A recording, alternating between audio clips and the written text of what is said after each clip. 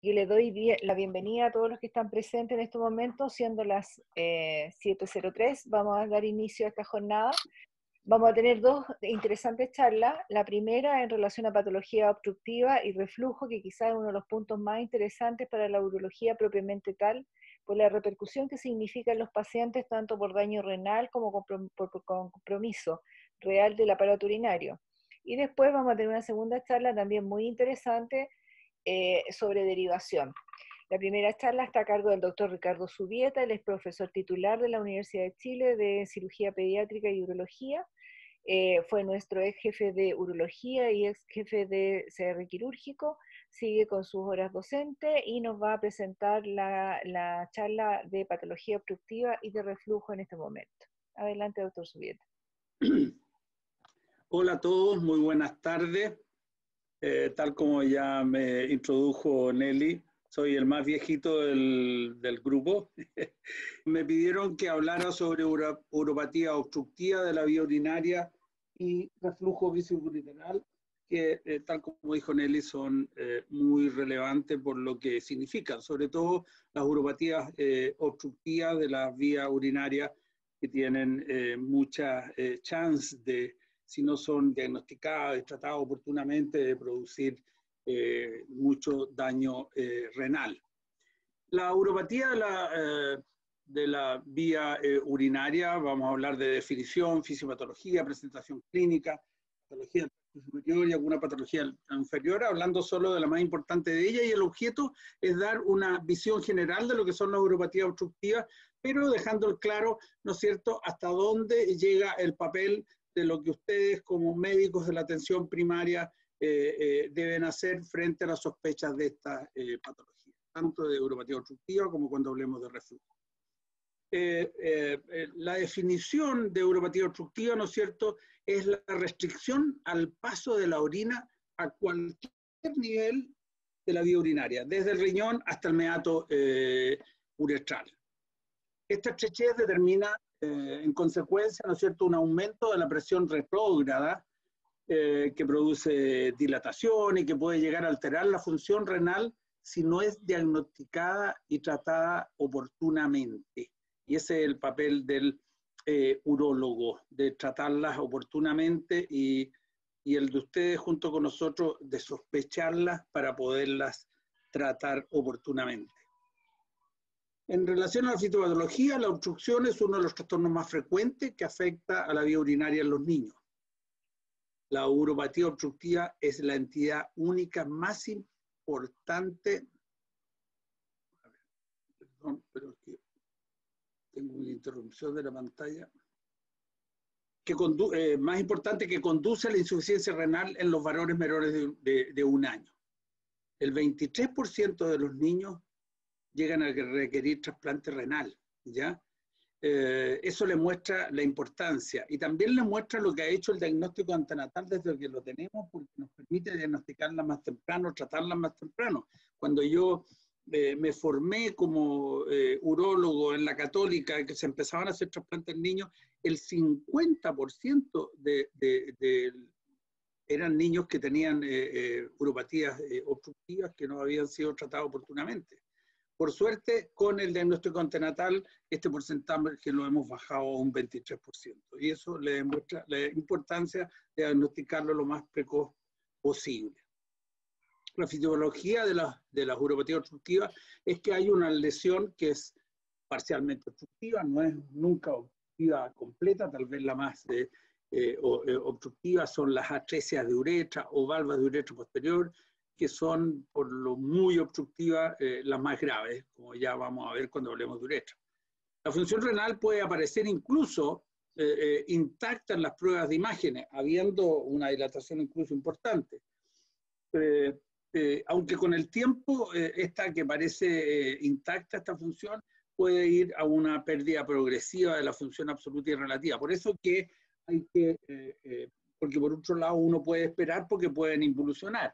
Entonces hay que buscar un equilibrio entre lo que uno puede esperar y que no produzcan daño. Y ese es el nivel, ese es el deber del papel del urólogo o nefrólogo cuando las controlamos. Y eso va a ser más efectivo mientras más precoz tengamos estos pacientes en nuestras manos. La lesión puede ser previamente obstructiva, nacer el niño con un problema obstructivo que se ha producido durante el embarazo, y son niños que van a nacer con bastante daño renal, como en el caso de las válvulas. El riñón dañado siempre tiene reducida su reserva funcional en estos casos, y el mecanismo de daño renal puede ser la hiperfiltración de las unidades renales residuales, que a su vez también pueden producir daño. ¿Cómo se presentan las uropatías obstructivas? Uno, por diagnóstico antenatal, ¿no es cierto?, en que hay dilataciones que nos hacen sospechar una uropatía obstructiva. Y también postnatal, por dolores cólicos, por masas palpables, por estudio en el contexto de una infección urinaria. Detrás de infecciones urinarias de repetición, detrás de infecciones urinarias febriles, hay un 20% de posibilidades que haya una uropatía obstructiva. Por eso que tienen que siempre estudiarse. Y cuando uno tiene infecciones urinarias que a ustedes les va a tocar tratar, una vez que las tratan, si son infecciones urinarias que han sido febriles o a repetición, deben ser enviadas al nefrólogo, al urólogo, por la sospecha de que ahí puede haber una uropatía obstructiva. También uno puede encontrarse con esto en estudios de algunos pacientes con hipertensión arterial. El diagnóstico antenatal, ¿cómo se hace? Primero, ¿qué es lo que es patológico y qué no es patológico? Cuando uno encuentra una dilatación del riñón antes de las 33 semanas, toda dilatación que es más de 4 milímetros antes de las 33 semanas es patológica. Y más de 7 milímetros después de las 33 semanas también cambia y empieza a ser patológica después de los 7 milímetros. Esta cifra se está buscando un consenso para, por algunas razones, cambiarla y hacerlo un poco más temprano, este quiebre, alrededor de las 27, 28 semanas. No es una cosa que todavía esté definida, se lo comunicaremos cuando esté definido o lo sabrán ustedes. Pero eso es actualmente.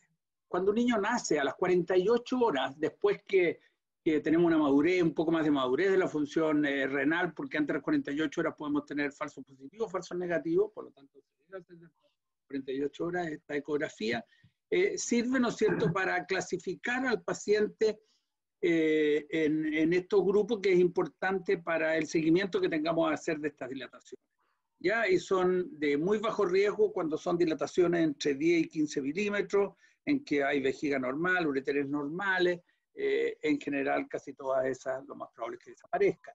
Cuando son dilataciones de iguales o superiores a 15 milímetros, pero que hay ureteres anormales en el sentido que están dilatados, hay dilatación calicilar sin que necesariamente estén abombados, ya son dilataciones de riesgo intermedio.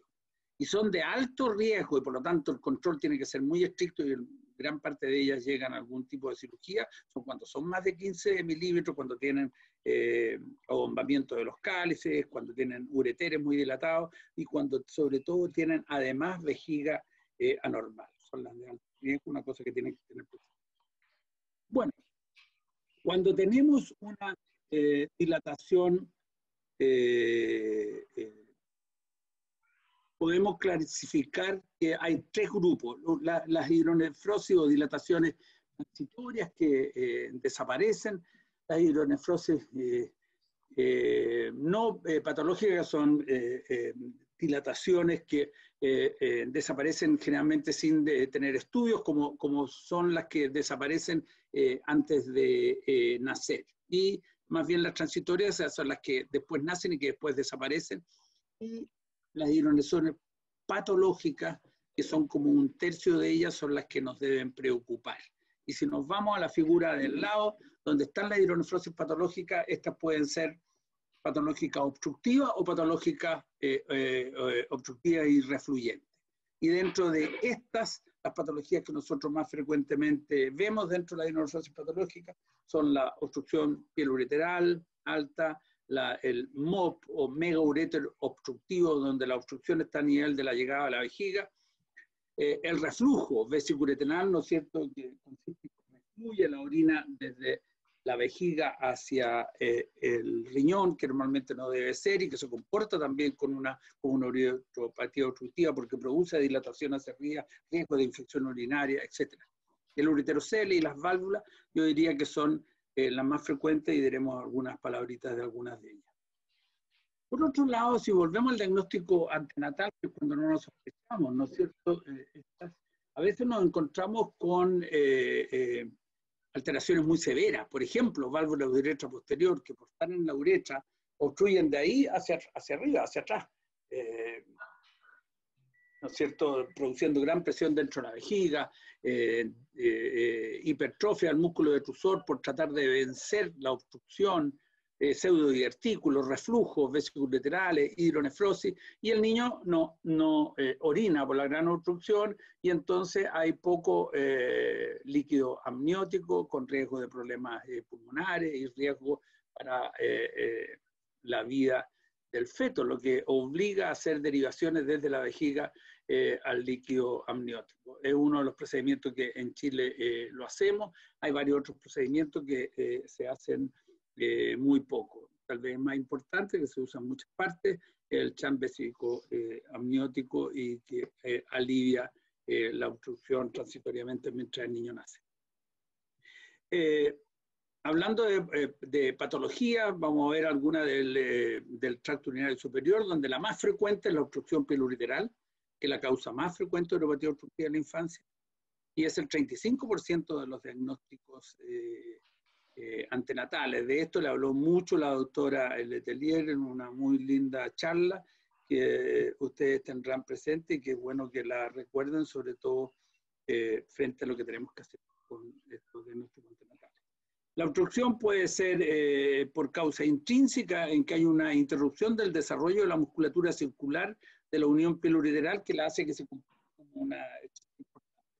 Y también por causa extrínseca, que es por compresión de los vasos aberrantes o accesorios que pasan a nivel de la unión y producen una obstrucción. Esto se ve mucho en los adultos, estos producen hidronefrosis intermitente y es más frecuente en el adulto, pero también los vemos mucho en niños. El tratamiento de la obstrucción pieluriteral consiste en resecar la zona estrecha y abocar con una boca amplia, tanto de la pelvis como del uréter, que se estatula, para que desaparezca esta estrechez y la orina baje libremente, y no hablaremos más de esto que no viene al caso. De este tipo de cirugía, en que se reseca la zona estrecha, se puede hacer cirugía abierta, se puede hacer en cirugía laparoscópica o se puede hacer también robótica. La técnica es lo mismo, pero por estos procedimientos menos invasivos, que en general son los procedimientos que más se usan, sobre todo el laparoscópico, en la gran mayoría de los niños. Otra patología obstructiva del tracto superior son los megaureteres, ¿ya? Y se habla de megaureteres cuando son ureteres que tienen más de 7 milímetros. El hallazgo frecuente es neonato, es cuando más se sospecha, es más frecuente en hombres, es más frecuente a izquierda, y la principal característica es que el 70% de esta patología se resuelve espontáneamente, ¿ya? Similar a lo que ocurre también con las dilataciones del riñón, ¿ya? La clasificación se pueden clasificar en no obstructivo y no refluyentes, son megaureteres en que hay problemas de la musculatura, como por ejemplo en el síndrome de Prumbelli. El obstructivo, que era el que me estaba más bien refiriendo ahora, ¿no es cierto?, que por una estrechez de la unión pieluriteral. El refluyente, que corresponde al megaureter de los reflujos vesicoureterales, sobre todo en reflujos de grado 3, 4 y 5. Y el obstructivo refluyente es un subgrupo del obstructivo, ¿no es cierto?, que hay un porcentaje que va entre el 5 y el 8%, que además de ser obstructivos son refluyentes. Y hay que tener mucho cuidado en este tipo, ¿no es cierto?, que son refluyentes, para no confundirlo con solo un reflujo y hacer una inyección o ir a hacer un nuevo implante, porque uno los va a obstruir más. Ahí siempre hay que resecar el uréter terminal, por eso que el diagnóstico diferencial siempre ahí será muy importante. El estudio del megaureter se hace con ecografía, con uretro y con cintigrama para ver si hay compromiso de la función o no. Consiste en que el segmento ureteral yuctavesical es aperistáltico o estenótico, que impide el flujo de la orina con una velocidad aceptable. Las fibras musculares del uréter, que van en todo sentido y donde también hay algunas helicoidales, a nivel del uréter terminal se hacen circulares, no helicoidales, y entonces actúa como un esfínter. Y se produce, ¿no es cierto?, dilatación del segmento proximal del uréter hacia arriba, y dependiendo de la evolución de eso o involuciones que uno debe actuar o no. Las que llegan a la cirugía son alrededor del 18% de los megaureteres obstructivos que uno ve.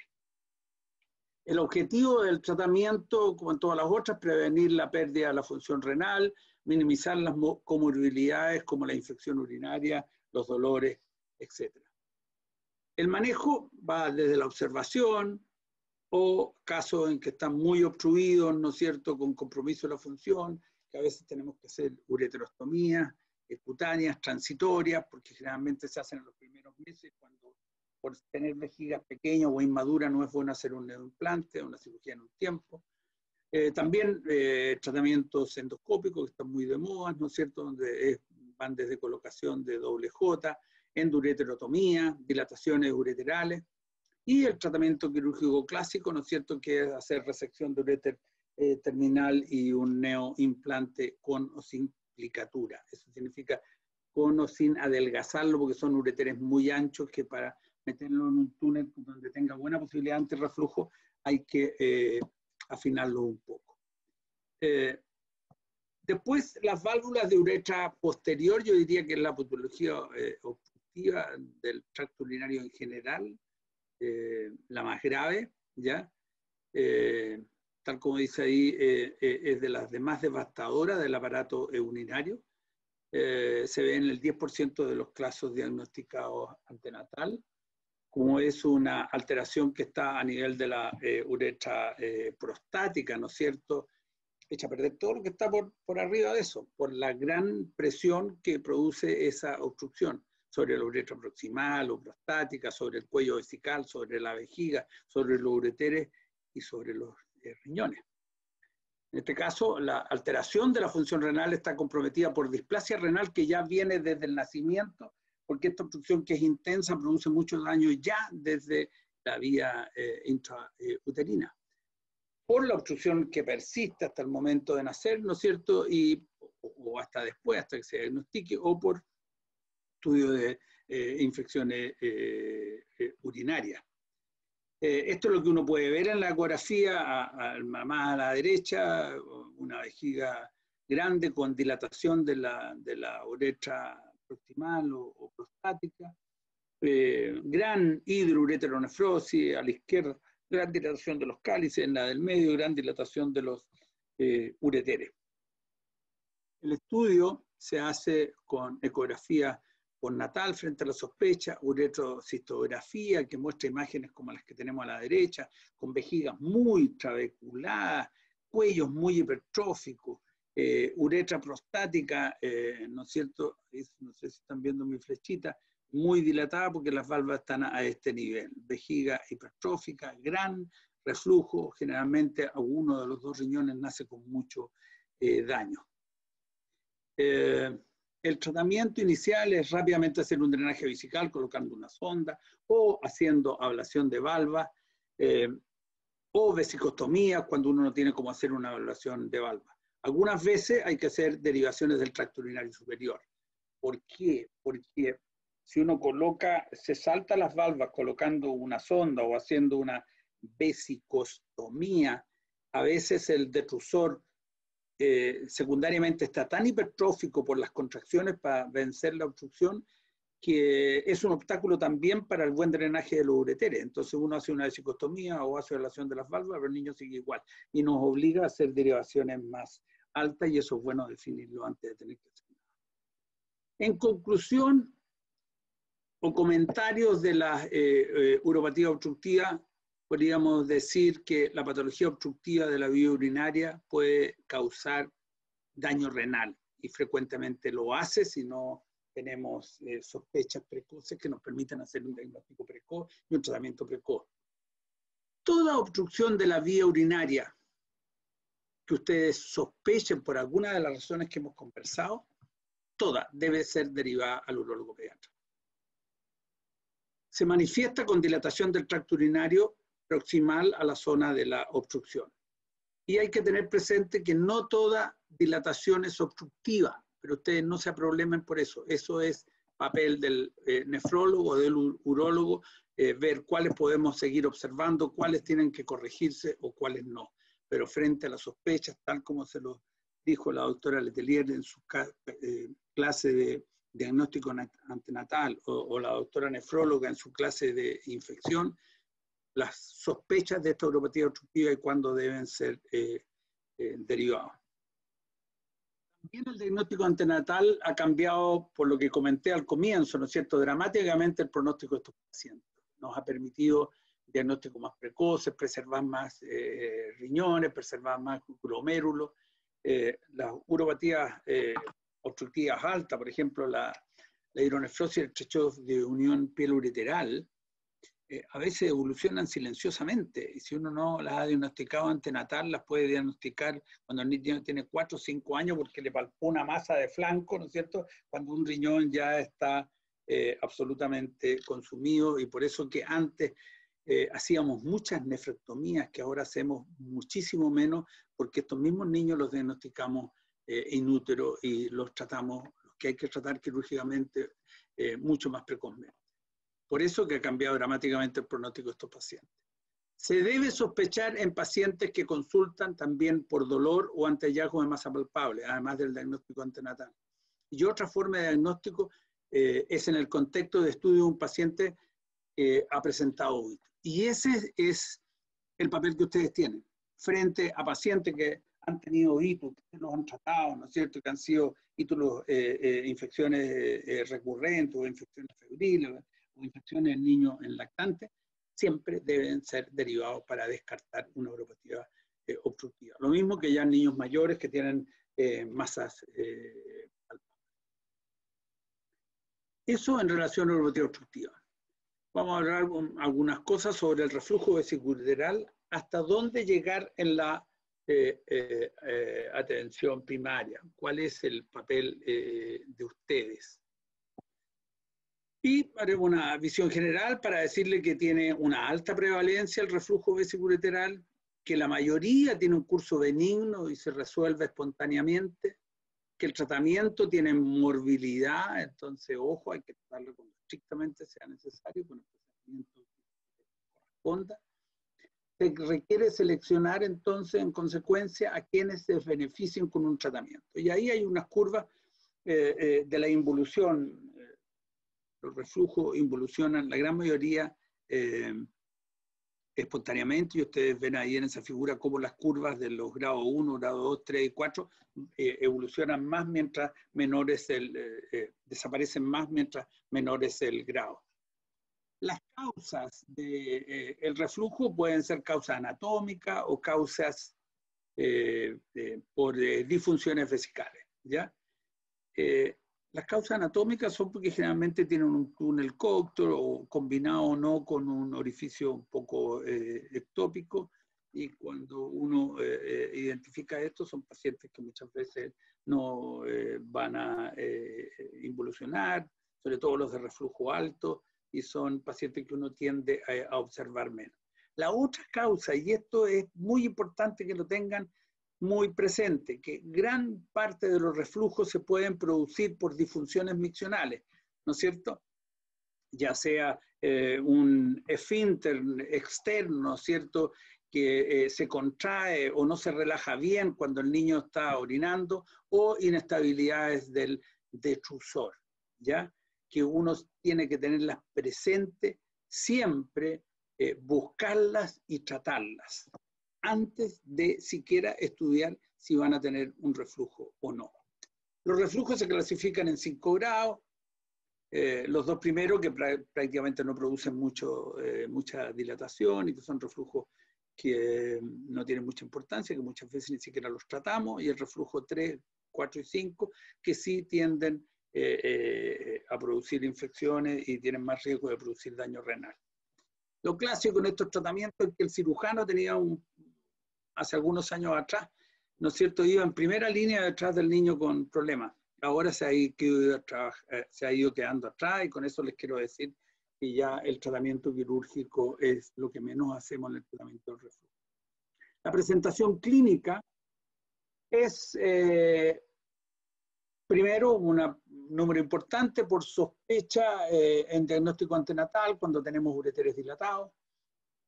Y lo más importante del diagnóstico, la gran mayoría, son por estudios de infecciones urinarias, o febriles, o recurrentes en un niño un poco mayor, que puede ser por algún reflujo. De manera que eso tenganlo presente, que ahí es donde está la gran mayoría, para que ustedes deriven precozmente y diagnostiquen precozmente la infección urinaria, porque eso va a influir mucho en el pronóstico, sobre todo de daño renal de los niños. El estudio de paciente asintomático con historia familiar hay que tenerlo presente, no son niños que hay que estudiar, pero hay un porcentaje de reflujo en pacientes con reflujo, de manera que hay que tenerlos presentes para que bajo ciertas circunstancias, como que empiezan a hacer infecciones, estudiarlo, pero no solamente por el hecho de ser familiar. Lo que sí hay que tener presente, y esto ya un poco se los dijo la doctora Jankovic, ¿no es cierto?, que es la relación importante que hay entre reflujo vesicoureteral y disfunciones vesicales, donde ya mostró este trabajo,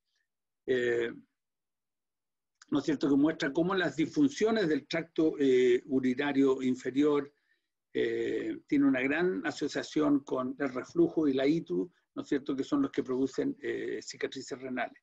Esto porque una de las disfunciones del tracto urinario, que es una disfunción meccional, que es cuando el niño contrae la vejiga para vaciar, el esfínter urinario externo no se relaja en forma adecuada completamente o se contrae parcialmente, ¿no es cierto?, produciendo una alteración de la arquitectura de la unión uretero-vesical y llegando a poder producir reflujo. Por otro lado, también otra de las disfunciones vesicales son las hiperactividades o contracciones no inhibidas del detrusor, que también, más raramente, pero también pueden llegar a producir reflujo vesicoureteral.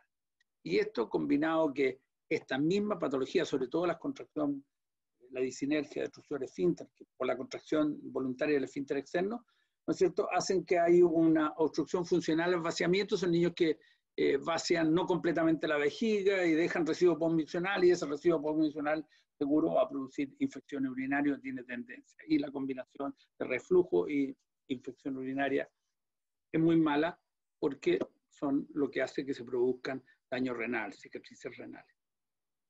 Por lo tanto, tener presente que esa asociación es importante y que por lo tanto hay que irlas a buscar, ¿ya? Y que cuando ustedes tienen niños con que sospechen disfunciones vesicales, no se preocupen de estudiar si tienen reflujo o no, preocúpense de tratarlas, como se lo dijo la Francisca, ¿ya? El estudio del reflujo, digamos, de un lado por un momento las disfunciones, se hace a través de ecografía, uretrocitografía, o citografía que pueden ser isotópicas, directa o indirecta, y de MSA para ver grado de daño renal. Esto le corresponde al nefrólogo o al urólogo frente a los pacientes de sospecha de esto que ustedes enviarán. El enfrentamiento, clásicamente nos hemos ido de unos extremos a otros, ha estado de repente muy de moda observar, un tiempo estuvo muy de moda las inyecciones por ser tan poco invasivas, la cirugía abierta fue lo que durante más años estuvimos metidos como tratamiento, la profilaxis también. El enfrentamiento, yo diría que es individualizado, que es muy importante la historia personal y familiar, donde hay que buscar todas las cosas, es decir, sospecha de disfunción, que hablamos, ¿no es cierto?, antecedentes de infección urinaria, de cicatrices, el grado del reflujo, el hombre o hombrecito, ¿verdad? Son todas cosas que tomamos en consideración los urólogos o los nefrólogos cuando tenemos que enfrentar a un niño con reflujo. Cuando hablamos de observar un reflujo, es lo que debemos hacer primariamente, ¿ya? Y es diagnosticar, salir en busca de los reflujos, ¿no es cierto?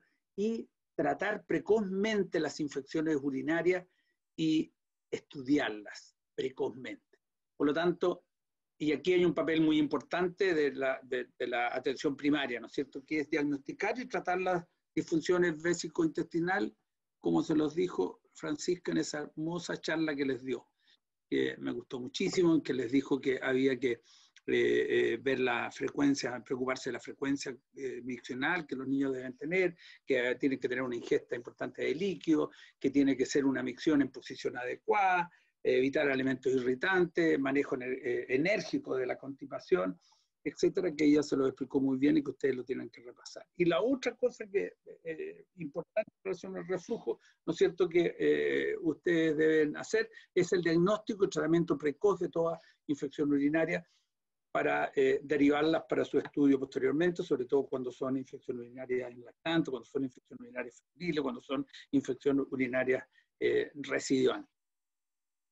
La profilaxis antibiótica continua es la primera medida de manejo en lactante durante el primer año de vida. Yo creo que es una cosa que mientras ustedes no tengan claro y sospechen que puede haber un reflujo, y sobre todo si son niños que han tenido infección urinaria, o han terminado, ustedes pueden iniciar una profilaxis continua mientras lo derivan o mientras no se estudia. Y esa profilaxis se hace con cefaroxilo en dosis de 10 a 20 miligramos por kilo, en una o dos dosis diarias, o con nitrofurantoína en dosis de 1 o 2 miligramos por kilo. Sobre todo si muchas veces las derivaciones, a veces, o sea, el traslado de los pacientes se demoran, es mejor que ustedes lo manden con una profilaxis. Pero, por otro lado, la profilaxis es importante saber que puede producir, pero eso nos toca a nosotros, no se preocupen ustedes, yo creo que es bueno que lo dejen profilaxis, pero es bueno que sepan que puede producir cepas de bacterias resistentes. Hay trabajos que muestran que los niños que están en profilaxis antibiótico continua a largo plazo tienen más riesgo de subir de peso. Por otro lado, producen intolerancia digestiva. Es una preocupación constante de los padres que tienen que estar pendientes que se tome el remedio, y eso hace que los padres a veces terminan con el reflujo, que se lo inyecten, que le hagan un tratamiento endoscópico.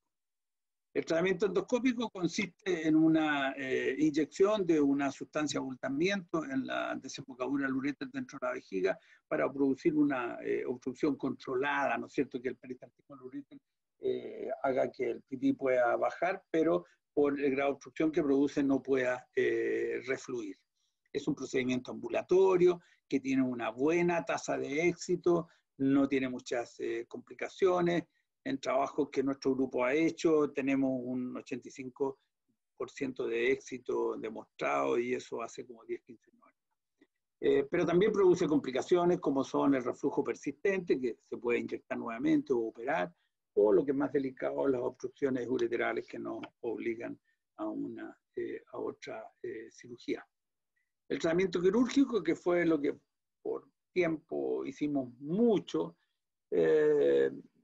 tiene una muy baja tasa de complicaciones, una alta tasa de éxito, alrededor del 98%. No es bueno hacerla en los primeros meses de vida por vejiga inmadura, que uno puede dejar algún daño. Pero es un procedimiento invasivo y por eso que cada vez lo hacemos menos, o cada vez que podamos no hacerlo, lo hacemos. Las indicaciones del tratamiento quirúrgico son las indicaciones clásicas, ustedes deben conocer, las infecciones estando en tratamiento de cualquiera de los otros, niños con mucho compromiso de la función renal, uno le debiera ofrecer el tratamiento de mayor éxito en los reflujos persistentes y los reflujos de alto grado como el reflujo grado 5. Las técnicas quirúrgicas evidentemente no vamos a hablar, pero hay extravesicales, intravesicales, y lo que yo quiero que se queden es que cada vez estamos operando menos. Este es un estudio nuestro entre el año 2000 y el 2007, cómo ya venía bajando el número de cirugías que hacíamos anualmente. Por último, como comentarios del reflujo vesicoureteral, conclusiones, si quieren llamarla, podemos decir que el reflujo es una condición de comportamiento generalmente benigno y transitorio, sobre todo si los diagnosticamos precozmente. Se debe identificar los pacientes que beneficien de algún tipo de tratamiento, y ese es un papel de los nefrólogos y urólogos. El diagnóstico generalmente viene por estudio de la infección urinaria, y aquí hay una responsabilidad de ustedes, porque ven o les toca ver gran cantidad de infecciones urinarias que una vez que las traten deben ser derivadas al nefrólogo o al urólogo. Y por otro lado, lo que dijimos, ¿no es cierto?, es que hay una estrecha relación a la disfunción vésico-intestinal, por lo que debe ser sospechada, sin ni siquiera antes estudiar si tiene o no reflujo, sospechada y tratada enérgicamente desde la atención primaria. Derivar al especialista en estos últimos casos cuando la evolución de las medidas que ustedes están haciendo para tratar la disfunción sea desfavorable pese al manejo general adecuado que ustedes han hecho. Eso es todo. Muchísimas gracias. No sé si tienen dudas o preguntas. Nelly, ¿te va a moderar? Sí, doctor Zurita, muchas gracias por su presentación. Estamos un poco acotados en el tiempo, así que le vamos a hacer 2 consultas que hicieron. Muchas gracias por creo que fue muy clara la exposición y se agradece. Nos preguntan si sobre las causas de obstrucción urinaria, si es relevante el antecedente familiar de hermano, hermana o padre, y si se justifica el estudio a través de una ecografía en estos pacientes con antecedente familiar de patología obstructiva. Durante algún tiempo lo hicimos, pero los pacientes, hay cifras que muestran que un 33% en hermanos, ¿no es cierto?, y también hacia arriba o hacia abajo, pueden tener reflujo cuando hay alguien que tiene reflujo en la familia. Sin embargo, el comportamiento de este 33% es muy benigno, rara vez producen infecciones urinarias, etc. Por lo tanto, no se deben estudiar, hay que tenerlos presentes en los familiares, que uno debe hacer un estudio que parte por una ecografía solo cuando han tenido infección urinaria. Súper, muchas gracias. ¿Está ahí todavía? ¿Sí? Sí, ya, perfecto. Y una segunda pregunta, Ricardo nos pregunta con qué frecuencia en su experiencia ha encontrado un cálculo renal y a qué edad. En este tipo de patología o estamos hablando de la litiasis en general? Yo creo que litiasis en general, ahora como patología obstructiva también uno las ha encontrado, así que puede hacer mención de ambas cosas. Secundaria uropatía obstructiva, sí. Secundaria uropatía obstructiva, en estrechez de unión pilouretaral, nosotros hemos tenido no un caso, más de algún caso con reflujo. En vejiga también hemos tenido casos. No es muy frecuente, pero yo no sé si está Francisco por ahí, puede decirle qué frecuencia dentro del número total de litiasis que nosotros vemos en niños, que es muy inferior a la cantidad de litiasis que vemos en el adulto, pero que no es menor. Como que nosotros tenemos a alguien que se dedica a litiasis concentrado, que es justamente Francisco, que puede responder o completar la respuesta si está por ahí. Sí, es que está por aquí, pero estamos un poco... Francisco no está disponible en estos momentos. Que sí, bueno, que tiene la otra charla. Bueno, Pero, sí, si la pregunta es esa, si vemos, vemos, ¿ya? En un porcentaje pequeño, pero vemos litiasis secundaria a obstrucciones. Exacto. Voy a hacer la segunda presentación y los comentarios generales, que hay más preguntas ahora, las vamos a hacer al final de la charla. Recuerden que nos queda la exposición de la doctora Río y después vamos a tener un quiz que es cortito, pero entretenido, que es una actividad lúdica que tenemos con ustedes para ver algunos puntos de las charlas anteriores, ¿ya? Y que va con premio, así que es interesante que no estemos apurados en el tiempo para hacer la última actividad. Muchas gracias, doctor Subieta. Ahora introduzco a la doctora Alejandra Ríos. Tuvimos el honor hoy día de tener los 2 extremos de nuestro equipo, la persona con mayor experiencia que fundó el equipo de urología, y la doctora Ríos, que es nuestra última adquisición. Adquisición o contratación en el equipo de urología. Ella es cirujano infantil, pero participa en el equipo de urología como una innovación el tener la especialidad de cirugía pediátrica dentro de la especialidad de urología pediátrica. Así que bienvenida, ella nos va a hablar de derivación y contrarreferencia desde la PS. Ella funciona en nuestro equipo dentro de las múltiples funciones que tiene, es auditor o contralor de las interconsultas, por lo tanto tiene mucho campo para conversar con ustedes en relación a este punto que es re interesante. Adelante, doctora Ríos, y después recuerden que las últimas preguntas igual las vamos a tratar de comentar. Ya. Gracias, doctora, por la presentación. Ahora, yendo un poquito por qué es importante este tema en particular, es porque las derivaciones en edad pediátrica suelen generar mucha ansiedad a los pacientes y sobre todo a los familiares, principalmente porque se generan ciertas dudas sobre cuándo los van a llamar, cuánto se van a demorar en evaluarlo, o qué tan urgente es lo que tiene la patología del hijo, y generalmente, sobre todo uno cuando no sabe mucho, se queda un poco corta con esa respuesta en general. Para esto es fundamental que todo el equipo de salud esté formado con respecto a una correcta derivación de los pacientes, tanto desde el punto de vista administrativo como al momento de derivación. Para eso es que requerimos que haya una correcta derivación de quienes los están derivando, que en este caso generalmente y muy frecuentemente va a ser la atención primaria. La derivación en sí es un proceso donde se forma un triángulo y flujograma entre el paciente, la atención primaria y el especialista en un centro de mayor complejidad bajo ciertos protocolos. Para que esto suceda necesitamos que haya un buen y sólido puente de comunicación entre ambas partes, sobre todo entre el especialista y la atención primaria. Tenemos una herramienta fundamental para lograr este objetivo que yo creo que todos los han visto en algún momento, que son estos dos formatos, ya sea la interconsulta en papel o vía intranet, que nosotros en nuestro caso ocupamos el tracker, donde siempre debemos incluir los datos del paciente, el nombre, root, la edad sobre todo, porque eso nos va a ayudar mucho a discriminar en ciertas patologías, si es que requieren más o no menos urgencia en ser evaluados. Sobre todo también muy importante que no siempre se pone el teléfono de contacto, porque también nos interesa poder comunicarnos con ese paciente también para poder citarlo en hora con nosotros, que tampoco no siempre viene. Y lo primordial, por supuesto, el diagnóstico, y siempre con un buen fundamento clínico para que también nos facilite la evaluación de ese paciente y una correcta derivación.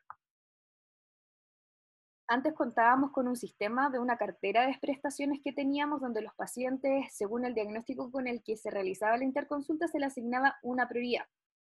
Actualmente contamos con un sistema donde, en este caso yo, en conjunto con admisión, revisamos las interconsultas que se mandan, yo leo cada diagnóstico, leo cada fundamento, y de acuerdo a esto le vamos otorgando distintas prioridades, incluso podemos redireccionar a otras especialidades cuando corresponde.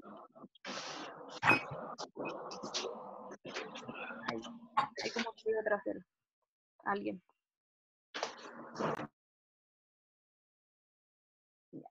Estos son los 4 tipos principales de derivaciones o prioridades que nosotros tenemos con los que nos llegan las interconsultas.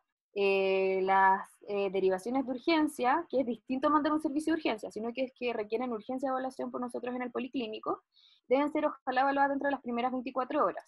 Alta prioridad son aquellos que deben ser evaluados dentro de los próximos 7 días. Derivación normal a especialista es donde lo ideal que sean vistos de los próximos 21 días, pero en general van siguiendo la lista de espera que nosotros tenemos de las interconsultas. Y las interconsultas con baja prioridad también van como a la cola de todo en el fondo. Ahora vamos a revisar un poquito de las distintas patologías y cuándo derivarlas, que yo creo que es como lo más útil para ustedes. Vamos a partir con la patología peniana y vamos a partir con esta patología, que la vieron en la clase del doctor López. Esta se trata de una adherencia balanoprepuciales.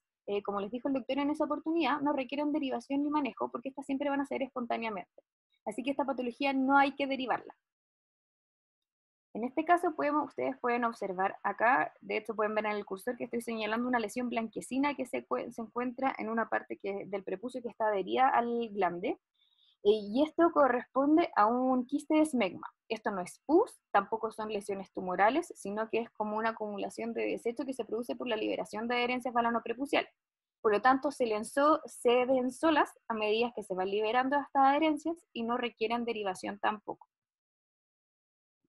Acá podemos ver un paciente con una secreción purulenta saliendo por el prepucio. Esto corresponde a una bananitis, y esto también se los mencionó el doctor López en su clase. Esta se maneja con tratamiento antibiótico tópico y solo se deriva en caso de balanitis a repetición. ¿Qué quiere decir esto? Es decir, que presentan 3 o más episodios.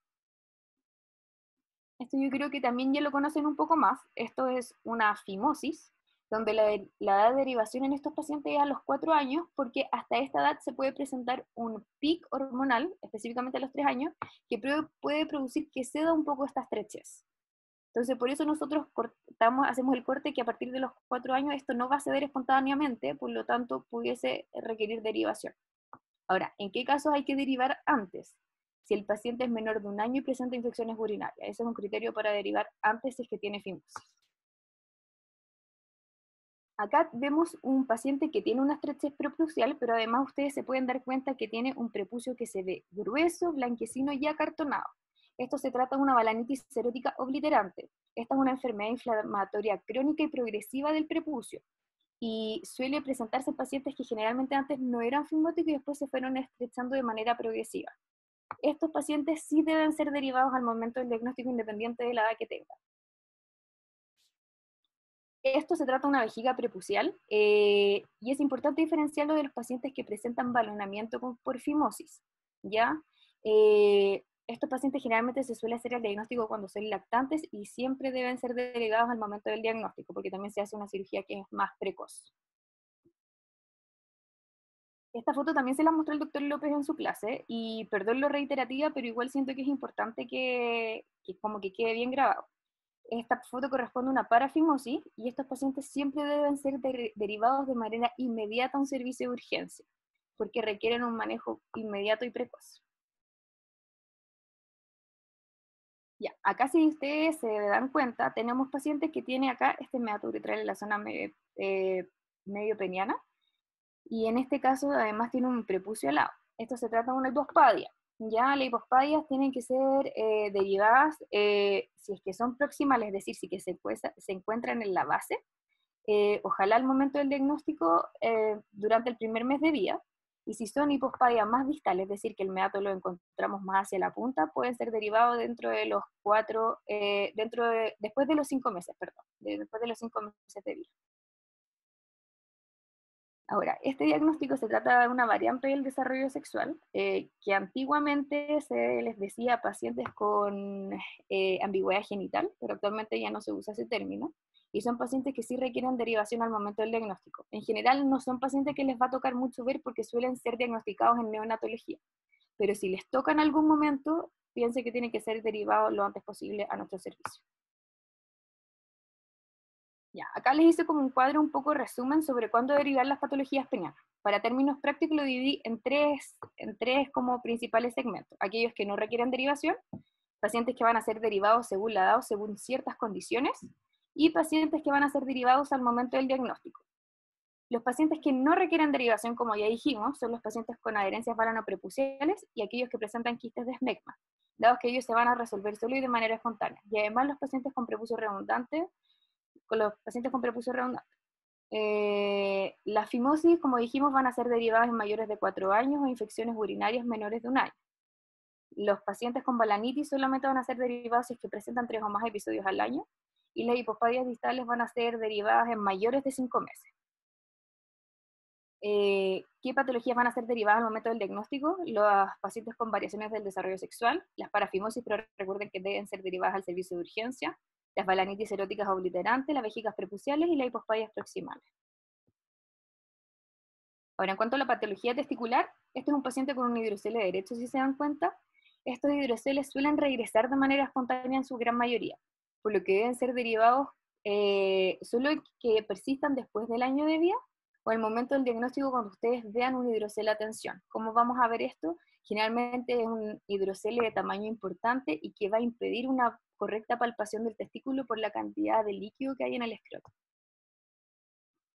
Esta siguiente fotografía ustedes pueden ver que la bolsa escrotal derecha se encuentra vacía. Entonces se trata de una criptorquidia.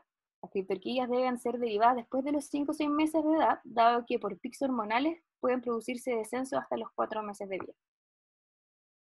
Ahora, haciendo el mismo ejercicio que hicimos con la patología peniana, vamos a clasificar ahora en 3 grandes grupos. Vamos a derivar de manera urgente los pacientes que ustedes al examinarlos sospechen que tengan masas testiculares por probables neoplasias.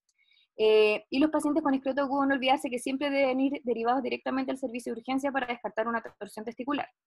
Pacientes que deben ser derivados al momento del diagnóstico son los testículos no palpables, y puse estas otras 2 patologías que si bien no van a ser patologías urgentes y no siempre las vamos a resolver quirúrgicamente, sí requieren de nuestro seguimiento, que es el varicocele y la microlitiasis testicular, ¿ya? Ahora, en relación a otras patologías que van a requerir ciertas condiciones para su derivación, el hidrocele, como dijimos antes, debe ser derivado cuando es a tensión o cuando persiste luego del año de vida. El testículo retráctil cuando hay una simetría testicular mayor al 20% con respecto al testículo contralateral, o cuando se convierte en un testículo criptorquídico, es decir, que si bien antes era en ascensor y subía y bajaba, se quedó en el canal inguinal y ya no descendió más. Y aquellos pacientes con criptorquías mayores a 5 meses. Ahora yéndonos a la patología genital femenina, esta es una paciente con sinequia de labios menores, perdón, que también la vieron en la clase del doctor Reed.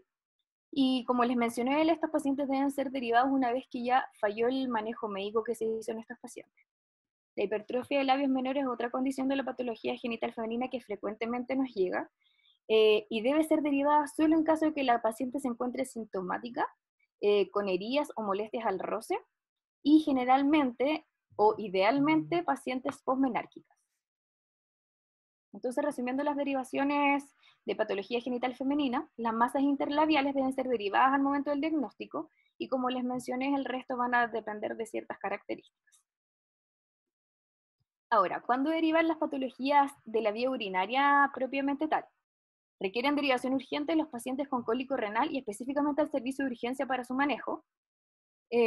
Pacientes con hematuria macroscópica sintomática y pacientes con masa renal por sospecha de neoplasia deben ser derivados urgentes. No necesariamente al servicio de urgencia, pero sí para una evaluación precoz dentro de las siguientes 24 horas. Ahora, ¿qué pacientes deben ser derivados al diagnóstico? Como muy bien les mencionó el doctor Subieta, todo lo que sea diagnóstico antenatal, hidronefrosis o hidroureteronefrosis, reflujo vesículo-ureteral, pacientes con mielomeningocele vejiga neurogénica y pacientes con malformación de la vía urinaria, sospechando sobre todo algún tipo de malformación obstructiva. Ahora, ¿qué pacientes van a ser derivados bajo ciertas condiciones? Los pacientes con disfunción miccional y enuresis donde haya fallado el tratamiento antibiótico, y los pacientes con infección urinaria, sobre todo en menores de 1 año, infecciones urinarias recurrentes. Este último grupo en particular, los que van a ser derivados bajo ciertas condiciones, generalmente son derivados primero a nefrología, y es nefrología quien nos deriva a nosotros en caso de que cumplan ciertas características. Después de este gran resumen de todo lo urológico y cuándo derivar, es importante, como dijimos anteriormente, la comunicación, es fundamental. Si bien tenemos la interconsulta como una herramienta elemental, es súper importante establecer otros canales de trabajo. Es por esto que nosotros tenemos como 3 vías principales donde pueden acceder a nosotros. Tenemos nuestro mail institucional, tenemos nuestra página web donde a través del formulario de contacto se pueden acercar a nosotros, y tenemos estos 2 mails de admisión, que son las encargadas de admisión y que velan justamente con las interconsultas, donde ellas principalmente reciben las interconsultas del servicio y resuelven dudas cuando son a través de CEFAM, que corresponden al Servicio de Salud Metropolitano Sur. Eso, muchas gracias a todos, espero que les haya servido sobre todo esta clase para su día a día, y los quiero dejar invitados a que se metan a nuestra página web porque ahí tenemos mucho material disponible, donde pueden revisar mucho más la parte de cuándo derivar, cómo derivar, el estudio de ciertas patologías, la parte sobre todo de patología peniana. Tenemos una especie de atlas donde también pueden verificar qué es, si es una fimosis, si son adherencias, si son quistes de esmegma, por si les queda alguna duda. Eso, muchas gracias. Muchas gracias, Alejandra, por su presentación muy clara. Esta presentación tiene la gracia que recolecta la experiencia de todo el equipo y todos hemos visto interconsultas, pero siempre le digo yo que es mejor que pregunten de más que pregunten de menos. Si tienen alguna duda, siempre es bueno contactarnos y es mejor derivar, como les digo, de más que de menos. Así que gracias por la presentación. Dudas, solo queda excelente la presentación, clarísimo, otro muy necesario para nosotros que trabajamos en el servicio de urgencia. Comentarios que estoy leyendo en relación al WhatsApp. Quedaba solo una pregunta pendiente antes de pasar, le vamos a dar la pasada, digamos, el paso al doctor Carlos, que va a hablarnos del juego, que nos va a explicar cómo vamos a participar de las preguntas. Nos hacía el comentario en relación a si solo estudiábamos las infecciones urinarias con antecedentes familiares y si eran solo febriles. De la clase la idea es que sí, claramente las febriles tienen estudio, si tienen infecciones urinarias de repetición también, y una ecografía, le digo yo, nunca va a estar de más. Una ecografía siempre va a ser buena, tanto para los antecedentes familiares de haber tenido una patología obstructiva previa, si hay antecedentes de obstrucción peniano-ureteral en hermano, es raro y no está directamente relacionado, pero a veces el estrés que significa pensar que un hijo también podría tener, que se repitiera la misma patología, no es malo hacerle una ecografía, un examen de bajo costo que tiene cierta facilidad de verlo. Así que le digo yo que también es una de las herramientas que tenemos, la ecografía, que no irradia a los niños y que es bueno hacerla cuando tenemos la duda. Creo que no hay más que eso en el caso de cinequias operadas, recibidas antes que el tratamiento es posterior. Si son operadas, uno insiste en la técnica quirúrgica, así que, porque ahí ya hay más problemas no es solo la liberación atraumática que uno realiza en la consulta y por falta de estrógeno se puede reproducir la patología. Cuando es quirúrgica hay que pensar que hay que ser un poco más agresivo en la técnica y hay varias herramientas o tips que uno tiene en ese tipo de cirugía para que no se reproduzcan. Creo que no tenemos más consulta, así que le doy el pase al doctor Finterbuch para que nos introduzca en la última parte de nuestra presentación de hoy día. Primero quiero hacer un pequeño acápite, que dejé ahí el link al lado de la encuesta de las clases de hoy día, para que por favor se metan y la respondan. Por supuesto. Gracias, Alejandra. Carlos. Muchísimas gracias, voy a compartir mi pantalla y ahora quiero que se relajen, esto ya no es parte del curso, no va a estar en la prueba, es una cosa para que tengamos una instancia tranquila y de diversión. Les muestro que vamos a hacer un quiz con un premio bastante interesante, así que le pido que todos los que tengan disponible el teléfono celular se metan la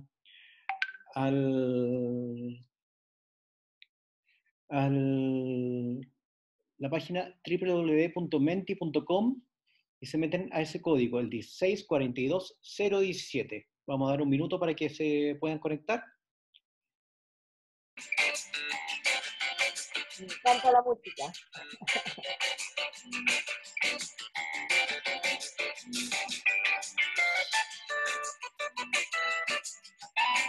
Vamos ahora y ya. Ahí estamos bien, todo está funcionando. El diagnóstico más importante de ¿Cuál es el diagnóstico más importante de descartar ante un dolor súbito e intenso que afecta al hemiescroto?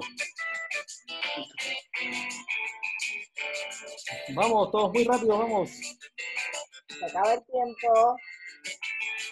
Perfecto. Y muy bien, la mayoría contestó correcto. Perfecto, 51 respuestas correctas. Perfecto.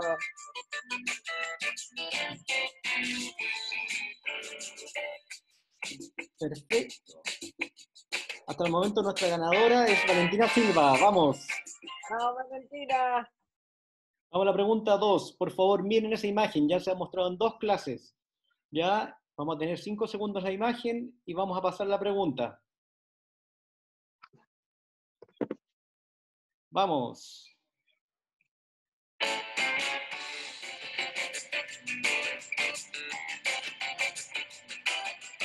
¿Quién será el más rápido? Vamos. Aquí. Aquí corresponde la imagen que han visto recién. Soplar, solo tiene el resto silencio. Aquí. Perfecto, veamos. Y tenemos 50 respuestas correctas, pero maravilloso.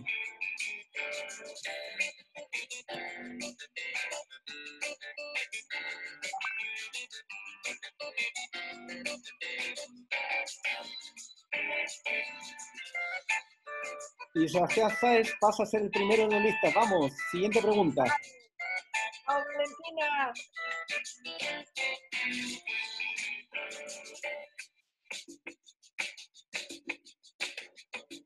¿Cuál de los siguientes diagnósticos se asocia a hematocolpos? La clase del Dr. Reed.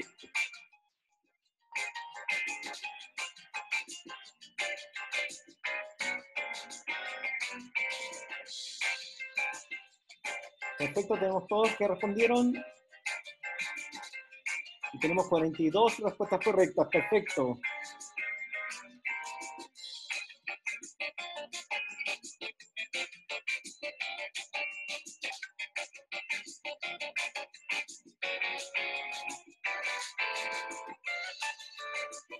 Valentina Silva, adelante.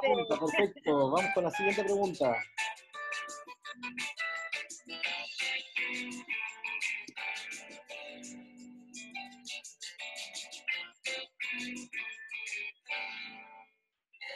En un trauma genital femenino, ¿cuál de las siguientes situaciones se debe derivar al especialista?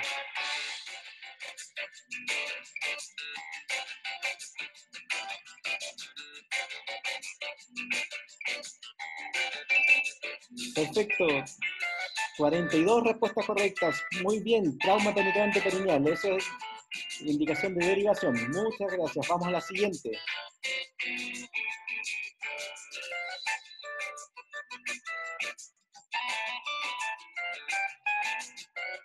Uy, ahora apareció Gloria Alegría. Y Gloria Alegría Navarro está en primer lugar. Vamos con la siguiente pregunta.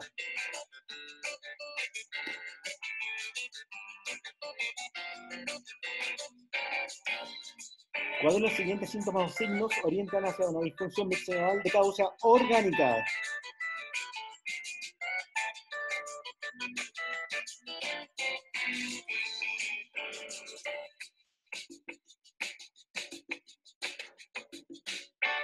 Perfecto. Y tenemos 38 respuestas correctas. Efectivamente, cuando la incontinencia urinaria es continua, tenemos que pensar inmediatamente en la causa orgánica.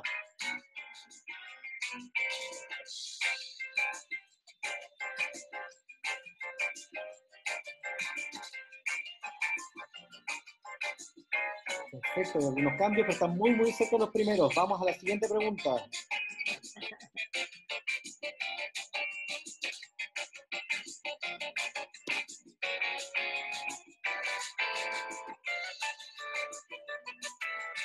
¿Cuál de las siguientes acciones es parte importante de la uroterapia? La clase de la doctora Yankovic está textual en la clase, así que por favor, respondan.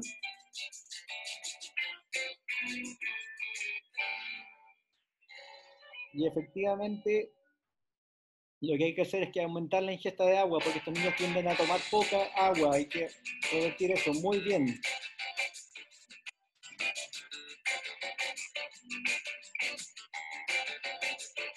Y parece que tenemos... Hoy está muy estrecha la competencia por el primer lugar.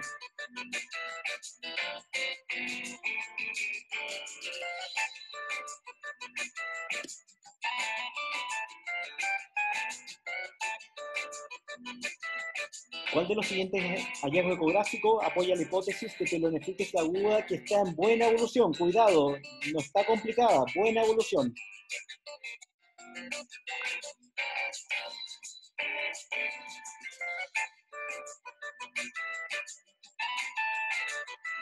Y la simetría renal fue lo que dijo la doctora Brieva, que se podía tomar como un signo de pielonefritis aguda. Vamos a ver cómo cambiar los puntajes con eso.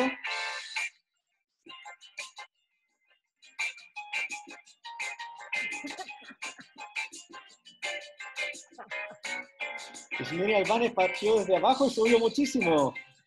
Vamos, sigamos.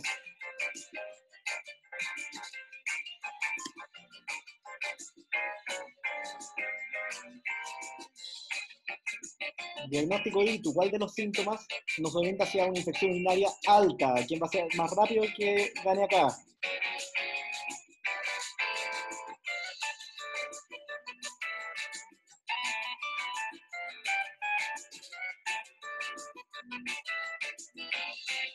Perfecto, la mayoría respondió muy bien. Dolor lumbar nos orienta hacia una causa alta de infección urinaria. Perfecto. Nos queda solamente la última pregunta. Vamos a ver cómo cambió esto.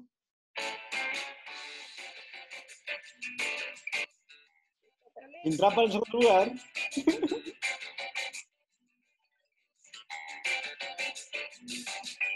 Vamos. Y esta, la 9, es...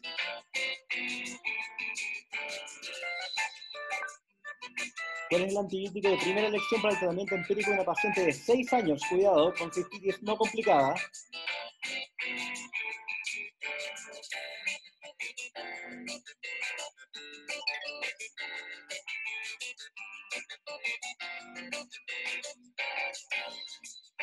Y muy bien, 39 respuestas correctas. Muy, muy, muy bien.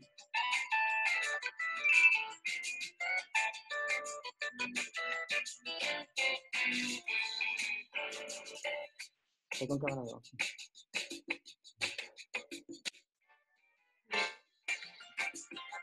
Perfecto, la última pregunta. Están muy, muy peleados, así que esta es de la clase de la doctora Letelier. Miren claramente, miren detenidamente la ecografía, imagínense qué diagnóstico tienen, porque esa va a ser la pregunta. El que responda más rápido seguramente va a ganar.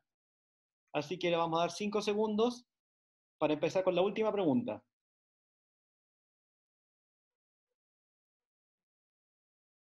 Y la última pregunta dice...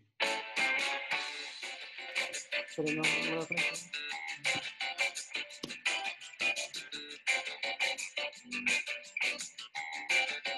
¿Cuál es el diagnóstico más probable de esta imagen?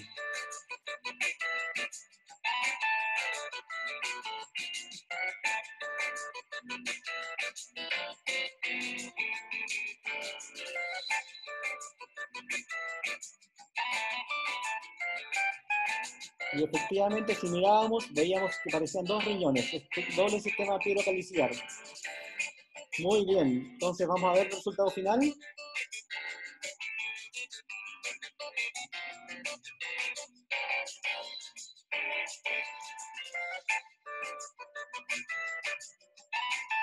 Y finalmente Francisca Lucero, nuestra ganadora.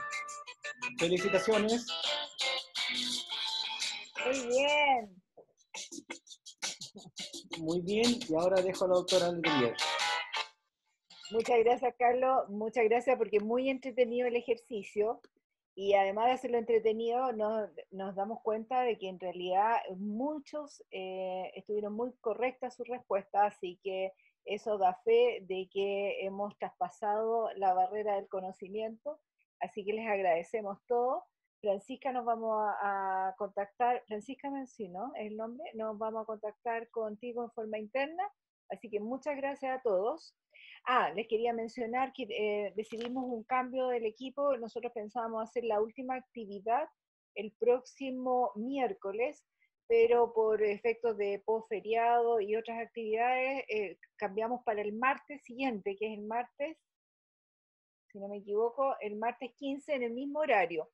La idea de la próxima y última actividad es que hagan la prueba, es una prueba de alternativas, y como es una actividad docente, vamos a hacer la corrección y los comentarios inmediatamente después que ustedes terminen la prueba, ¿ya? O sea, es a través de una encuesta online, no tan entretenida ni con tanta música ni tanto estrés con el tiempo como este juego, sino que es una prueba común y corriente de alternativas que ustedes van a contestar en línea y que lo interesante va a ser después que vamos a dar la respuesta y vamos a comentar todas las dudas que ustedes tengan.